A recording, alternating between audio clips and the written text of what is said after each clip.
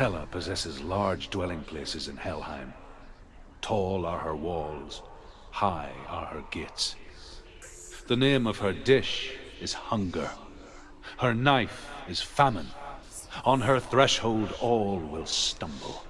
Her bed is called sick bed, and her bed hangings are called flames of a funeral pyre. They say she is easy to recognize, half black and half the color of flesh, and her face menacing and grim.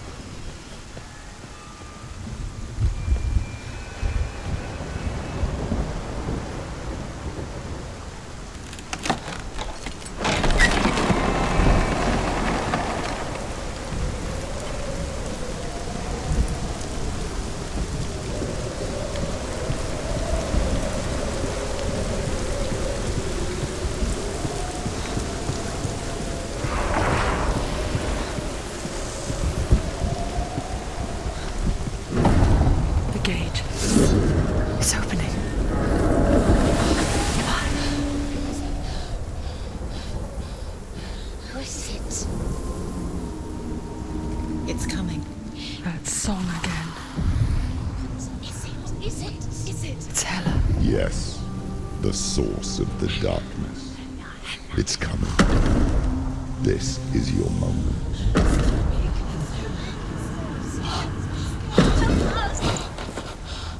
I'm sorry. I can't watch this. What are you doing? You're showing weakness. You're not a warrior. You're a disgrace. The gods will punish you for this. Pick up the sword. Pick it up. Fight the darkness. Fight it. She's scared. Get up. Get up. Get up and fight.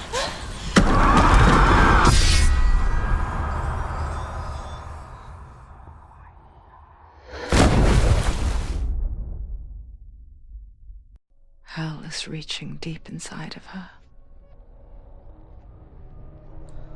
Stormy seas and lost souls. She's dreamt of this before. They say dreams are visions of our memories, thoughts, and fears, as seen by our inner eye. But what if each one of us is always dreaming? even when awake, and we only see what our inner eye creates for us. Is this what hell is? A world shaped by Senua's nightmares. Maybe that's why people feared seeing the world through her eyes. Because if you believe that Senua's reality is twisted, you must accept that yours might be too.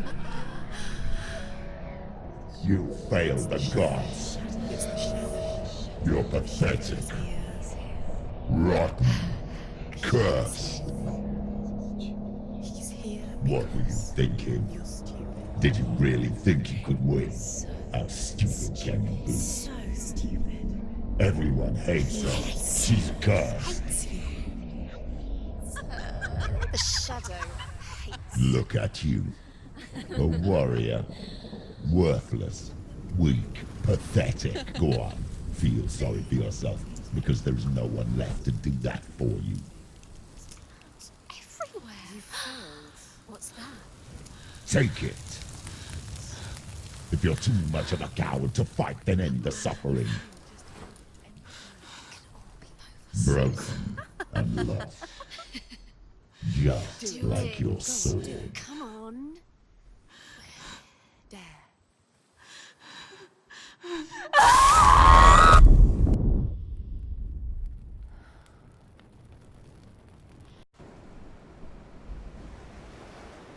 Why go on when you give everything and face that which torments you, only to find that it is worse than you could have imagined? Why go on? Is it really so weak to ask this? Or are we just so afraid of the honest answer that we do not dare pose the question? Sometimes the answer lies in a memory, a feeling, a song.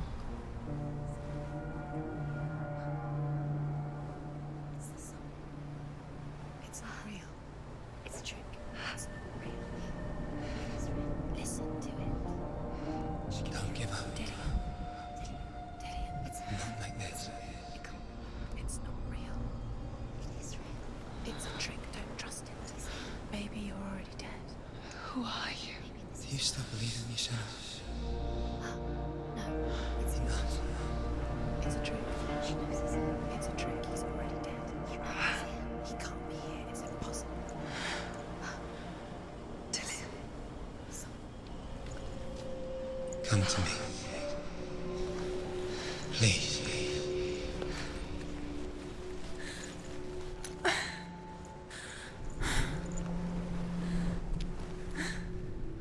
The light. Go towards the light. It's him. There he is. It can't be him. It's just a trick. It's in your mind. No, he's here. It's in your It's mind. him, it's real. It's happening. Go towards it.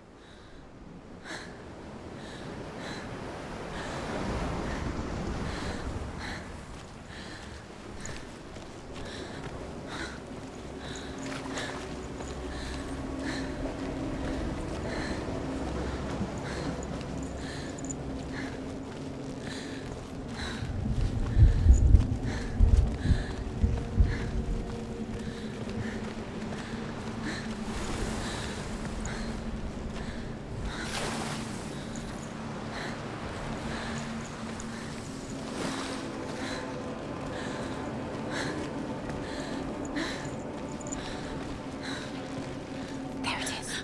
You're imagining this. It's Dillian. He's gone. You were too slow.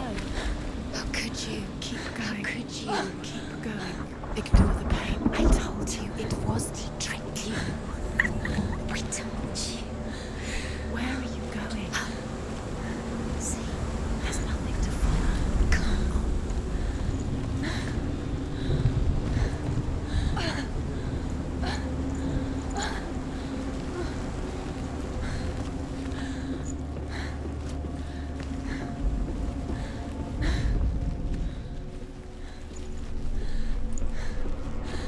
Before she first met him, she was not in a good place.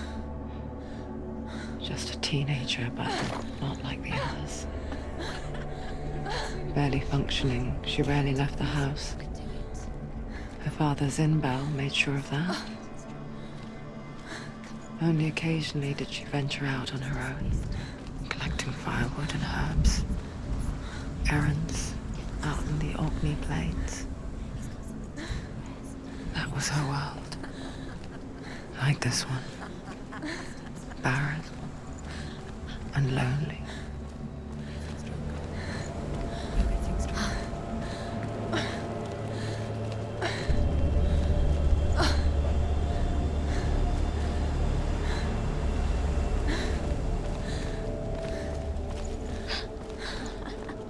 It's already disappeared. Nothing lives here, not even you. Pointless. It's in your mind. You think you can see it, but it's in your mind.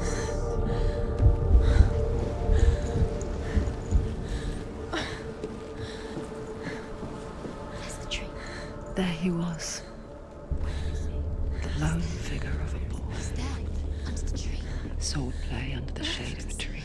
There he is. You have to keep She remembers the first time she saw him. To her young eyes, he moved as if dancing, and the world danced with him. He's there, under the tree. The glue lifted. You can see him. For the first time in years, she felt a ray of hope.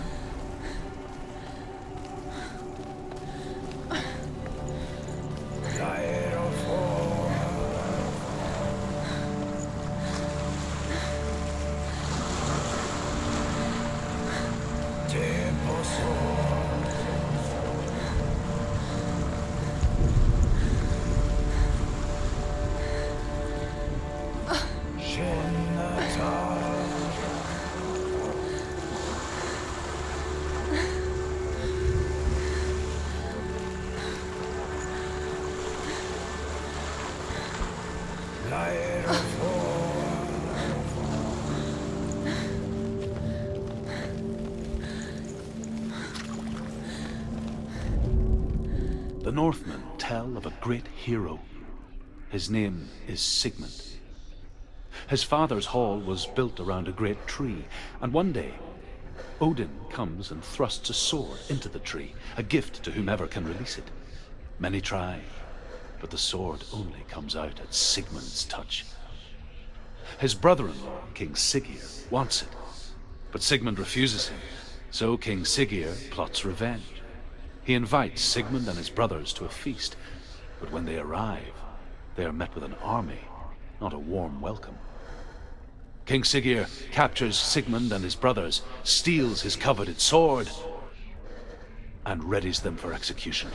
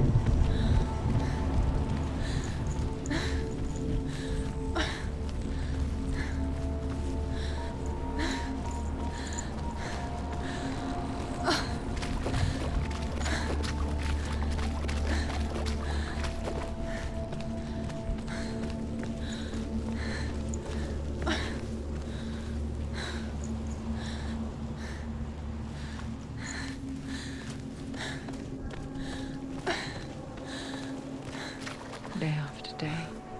Watching from afar, she mimicked him, perfecting her own secret dance. Wishing those fleeting moments of light would stretch out to last forever.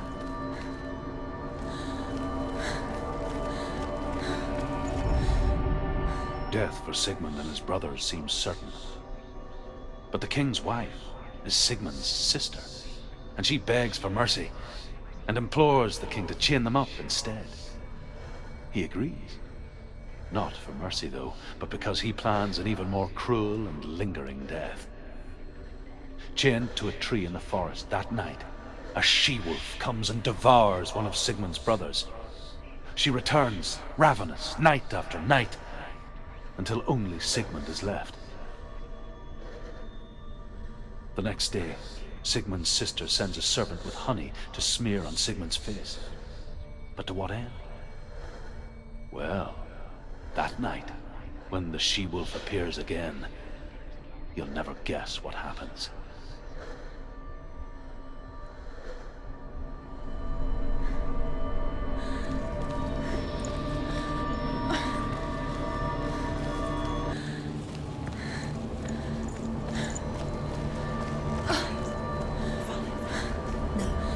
It's a trick. It's an illusion. It's not real. Do you really believe it's real? You want to believe it's real, but it's a trick. You're deluded. Where are you going? Where is she going? What is she following? You can't even fight. It's just deception. How does he so effortlessly court the world and bliss? If only she could do the same. See the world through eyes anew and dance with it, just like he does.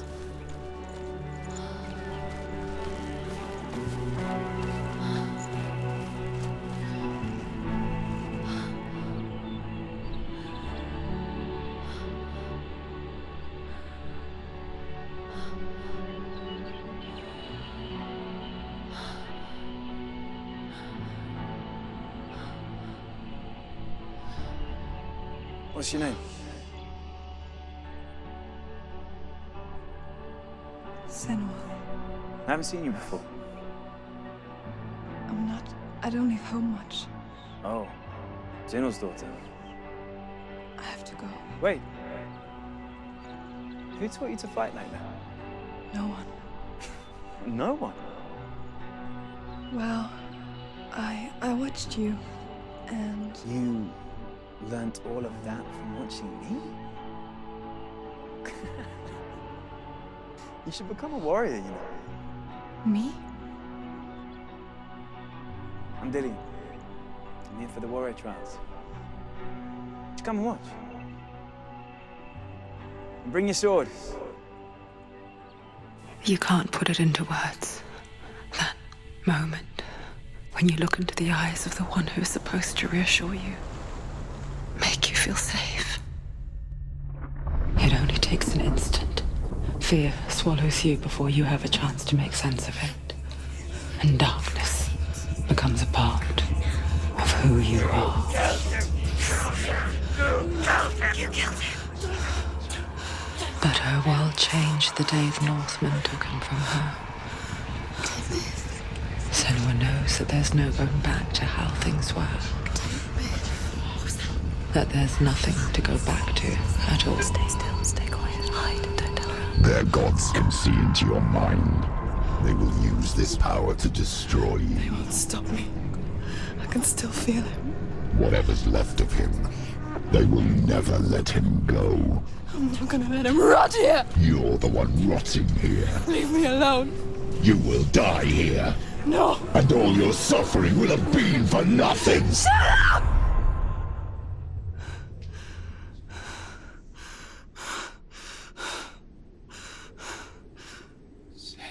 Dillian? Is that you?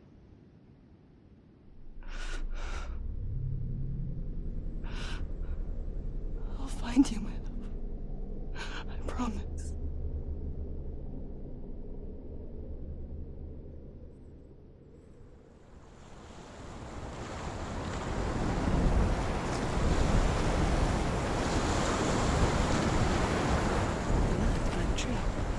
see him? You want to believe it. Is he It's there? not real. Is he there? You're alone in these mountains. Is that Lillian? Nothing lives here. You won't survive. You met him by the tree. She met him by the tree.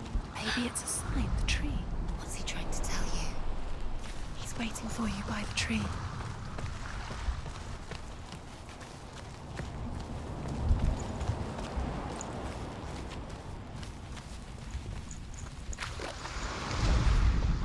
As the she-wolf licks the sweet honey from Sigmund's face, he bites the wolf's tongue. The she-wolf pulls away, but Sigmund holds on. The chains break, and he is free. After his escape, Sigmund lives like us, hidden in the forest. His enemy, King Siggeir, believing him dead, as his sister plots revenge. And for vengeance to succeed, even the great Sigmund needs help. So she sends her sons to him. But their blood is weak and corrupted, and they're put to death by Sigmund. So his sister hatches a new plan, one that is cold of heart and pure of blood.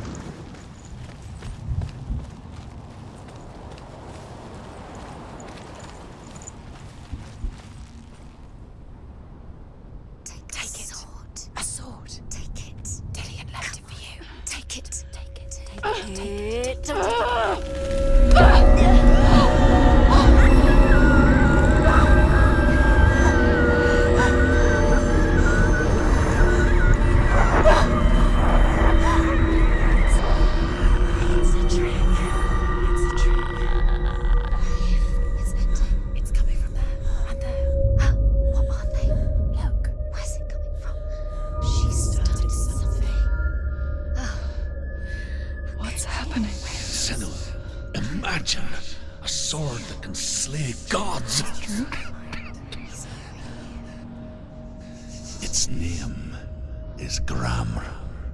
It was forged by the god of all Northmen, Odin, and gifted to Sigmund, a great warrior. I need this sword. It's important. Can you help me? The sword appears whole, but it is an illusion. It shattered into shards long ago. It is said a great warrior can reforge Gramr by answering the trials of Odin, one for each shard. The roots of the Tree of Death will take you to new lands where you will face the trials. Go to the shard. Where is it? Find it.